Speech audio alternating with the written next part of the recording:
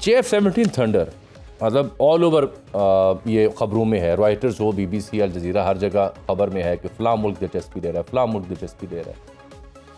क्या ऐसी खसूसियत है, क्या ऐसी बात बनी और क्या इसकी जो दिफाई पैदावार या फ़रोख्त है उसका इम्पैक्ट क्या होगा पाकिस्तान की डिफेंस के ऊपर, पाकिस्तान की ओवरऑल इकॉनमी के ऊपर? जी, thank you very much Jami साहब for having me. Of course JF-17 जो है जी, वो अल्हम्दुलिल्लाह I think four and half generation कह लें इस वक्त मॉडर्न एयरक्राफ्ट है, और उसकी कंसिडरिंग इट्स प्राइस और considering its performance in Pakistan, by Pakistan खास तौर पे, तो people are interested in that. There are many countries इस वक्त पाकिस्तान के साथ तकरीबन 15 से 16 तो ऐसे ममालिक हैं जो डिफरेंट डिफेंस डील्स और स्पेशली टेक्नोलॉजी के अंदर, इक्विपमेंट के अंदर इंटरेस्टेड हैं। JF-17 पहले भी जी बहुत से ममालिक का ने पाकिस्तान के लिए मार्क किया हुआ था, वो देखना चाह रहे थे, बट एनवायरनमेंट मार के हक के बाद या इंडिया की जो ऑपरेशंस हुए हैं उसके बाद, परफॉर्मेंस के बाद, एंड सेकेंडली इंटरनेशनल कम्युनिटी की acceptance of Pakistan dealing in defence, ये बड़ी है जी। खासतौर पे यूनाइटेड स्टेट्स ऑफ अमेरिका का पाकिस्तान के साथ जो ताल्लुकात है इस वक्त चल रहे हैं, तो उसके अंदर एक लिबर्टी कह ले कि वो एक मौजूद है। वेस्ट को भी कोई इतना एतराज नहीं है, कोई प्रॉब्लम्स नहीं हो रही है, तो I think Pakistan must take advantage of this environment. जहां तक इकोनॉमिक्स का ताल्लुक है, तो ऑफ कोर्स जब तक पाकिस्तान IMF प्रोग्राम है, ये ऐसी डिफेंस डील्स हैं जो इमीडिएटली पाकिस्तान को इन क्राइसिस से या जो इकोनॉमिक स्क्वीज है उसमें से बाहर निकाल सकती हैं, वन। नंबर टू, ये आपकी रेलेवेंस बढ़ा रही हैं, और फिर पाकिस्तान से लोग क्विकली, मैं कह दूं कि इसलिए लेना चाहते हैं कि पाकिस्तान ने कोई स्ट्रिंग नहीं अटैच करना अपनी सपोर्ट के साथ। इंश्योर्ड किस्म की सपोर्ट रहेगी इन ऑल डोमेन्स, इक्विपमेंट की डिलीवरी में और फिर उसकी मेंटेनेंस या जो भी मुआहदे होते हैं जिस मुल्क के साथ। और आई थिंक जब सऊदी अरेबिया का पाकिस्तान के साथ ये स्ट्रेटेजिक पार्टनरशिप हुई है, तो उसने भी एनहांस किया है कॉन्फिडेंस इन पाकिस्तान। तो अल्हम्दुलिल्लाह आज वेस्ट एशिया से, सेंट्रल एशिया से, मिडल ईस्ट से, काफी ऐसे रीजन्स भी पाकिस्तान के साथ जुड़ रहे हैं जो पाकिस्तान के शॉर्ट सपोर्ट में बिलीव रखते हैं। ठीक, जावेद राना साहब, welcome to the show sir. गो के ईरान ने किसी हद तक तो सूरत हाल काबू उसको पाया है मुजाहिरों को, लेकिन अब के हवाले से कहा जा रहा है कि उन्हें दोबारा ब्रीफिंग दी गई है कि क्या वसी पैमाने पर फौजी ऑपरेशन ईरान के खिलाफ करना है या महदूद रजीम चेंज करने की बार बार वो बात कर रहे हैं। जो ममालिक तिजारत कर रहे हैं उन पर टैरिफ लगा रहे हैं। डू यू थिंक सो कि ट्रंप एक बार फिर ईरान पर बराह रास्त हमला कर सकते हैं? अगर कोई कॉमन सेंस, कोई क्राइटेरिया हो जिसकी बुनियाद के ऊपर हम एक एनालिसिस कर सकें, तो ट्रंप को ही हमाकत नहीं करनी चाहिए, इसराइल को भी हमाकत नहीं करनी चाहिए। ईरान की हुकूमत ख़त्म करने का मतलब सिर्फ हुकूमत नहीं है, वो एक पॉलिटिकल ऑर्डर को चेंज करना है, और पॉलिटिकल ऑर्डर जो है वो शिया इस्लाम, तो उसको ख़त्म करना इतना आसान नहीं है। उन्होंने पहले 11-12 दिन की जंग में जो उनकी टॉप मिलिट्री लीडरशिप है उनको एलिमिनेट किया, उसकी नेट रिजल्ट क्या था? रिप्लेसमेंट हो गई। तो अगर कोई सर्जिकल ऑपरेशन करते हैं, किनेटिक सर्जिकल ऑपरेशन होता भी है, और जिसके नतीजे में उनकी टॉप लीडरशिप, पॉलिटिकल और मिलिट्री लीडरशिप असैसिनेट भी हो जाती है, तो उसके नतीजे में कोई हुकूमत की तब्दीली या पॉलिटिकल ऑर्डर की तब्दीली होती हुई नजर नहीं आ रही। देखिए, किसी भी रजीम को ख़त्म करने के लिए दो तीन चार बड़े क्राइटेरियाज हैं कि एक तो उनके जो with in ranks and files हैं, खास तौर पे जो टॉप एक्लोन है, उसमें कोई ना कोई डिफेक्शन होनी चाहिए। वो कहीं दूर तक होती हुई नजर नहीं आ रही।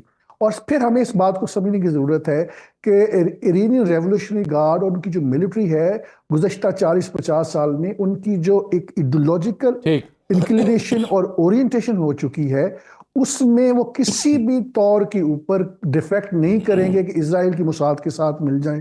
हाँ, माजी में ऐसी वाक़यात जरूर हो चुके हैं कि जहाँ पे आइसोलेटेड एग्जाम्पल्स हैं, जहाँ पे कंप्रोमाइज हुए हैं इरानियन मिलिट्री के लोग, लेकिन जो ओवरऑल बड़ी पिक्चर है उसके होते हुए मुझे ये चीज़ होती हुई नजर नहीं आ रही। दूसरी अहम बात, अगर वाकई वो चाहते हैं कि रजीम चेंज ऑपरेशन हो जाए, तो उसका मतलब ये है कि 2-3 साल लंबी जंग लड़नी पड़ेगी अमेरिका को भी और इसराइल को भी। मसला ये है कि ईरान ने कम से कम I would say tens of thousands of the missiles उन्होंने स्टॉक पाइल मौजूद है। इसराइल छोटी सी टेरिटरी है, 12 दिन की जंग के अंदर इरानी मिसाइल को बर्दाश्त नहीं कर सके। और क्या आप समझते हैं कि 6 महीने 3 महीने की जंग में अगर उसी स्पीड के साथ मिसाइल अटैक होते रहे इसराइल के ऊपर, वो बर्दाश्त नहीं कर पाएंगे। तो मुझे नहीं लगता कि वो अटैक करेंगे। अगर if there is a madness ठीक वॉशिंगटन। ठीक, राणा साहब जरा मेरे साथ हैं, मेरे साथ हैं जनरल साहब। अजीत डोवल ने ताज़ा जो स्टेटमेंट दी आपने देखी, वो कह रहे हैं जी भारत के हर नौजवान के अंदर की आग देखी चाहिए। इंडियन आर्मी चीफ भी इल्ज़ाम लगा रहे हैं और कह रहे हैं ड्रोन्स आते हैं पाकिस्तान के सर्वेलेंस के लिए। So what exactly are they up to? देखिए अजीत डोवल साहब गाय बगाए अपना जो उनका सैफरनाइज्ड एप्लीकेशन है या जो उनके इंटेंशंस है उसका वो इजहार करते रहते हैं जी।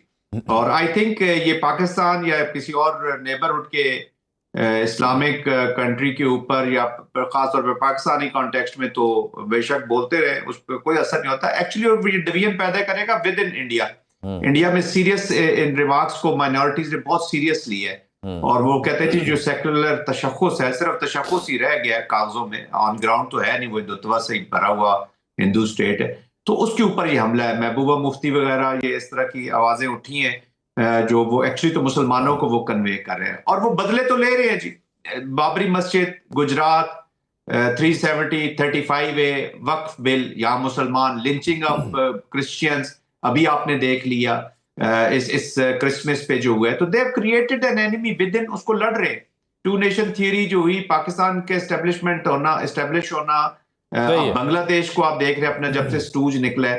तो दिस सैफरनाइज्ड एप्लीकेशन इज ऑन, उसी को उन्होंने इजहार किया है। अच्छा है इनके चेहरे जो हैं, इनकी स्टेटमेंट्स जो आती रहे, जब पाकिस्तान के साथ वो कुछ एक्शन करेंगे या जब बदला लेंगे तो संदूर के अभी तक वो झटके उनके दूर नहीं है। But anyways factor of instability तो ये रहेंगे।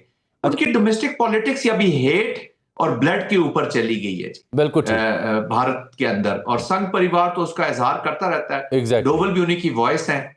और आजकल तो जितना नफरत से लुथरा हुआ योगीनाथ या डोवल या इस तरह के जो लोग हैं वो अपनी सीवीज भी जमा करा रहे हैं ताकि मोदी साहब के बाद एक जो true saffronised hate based bloodshed करने वाली जो लीडरशिप है उसके लिए वो सीवी जमा करा रहे हैं अपनी लीडरशिप को आगे लेकर जाने के लिए। But Pakistan is viewing the statements very carefully और हमें तैयारी रखनी होगी। बाकी जहां तक ड्रोन्स का है तो ये हर नई डोमेन अपने लोगों को बेवकूफ बना रहे हैं। Lot of money they are bringing it, 109 billion के करीब इनका चला जाएगा डॉलर्स के करीब बजट है। तो काफी तो ये प्रॉक्सीज की तरफ भी भेजेंगे क्योंकि मेरे साथ राणा साहब, ये जनरल साहब जो फरमा रहे हैं कि तैयारी रखनी पड़ेगी पाकिस्तान को, क्योंकि आए दिन उनके इंडियन चीफ हूँ, नेशनल NSA के एडवाइज़र हूँ, समहाउ वो कोई ना कोई ऐसी बात कर रहे हैं जिससे उनकी इंटेंट वाज़ेह हो रही है कि वो अभी थमे नहीं। क्या इंडिया दोबारा ये पंगा कर सकता है, दोबारा पाकिस्तान पे हमला कर सकता है? देखिए मेरा नहीं ख्याल कि वो दोबारा पंगा करेंगे। अभी जो दिल्ली में चंद हफ्ते पहले जो अटैक हुआ था तो उसके बाद उन्होंने वो रिएक्शन नहीं किया पॉलिटिकली, डिप्लोमेटिकली।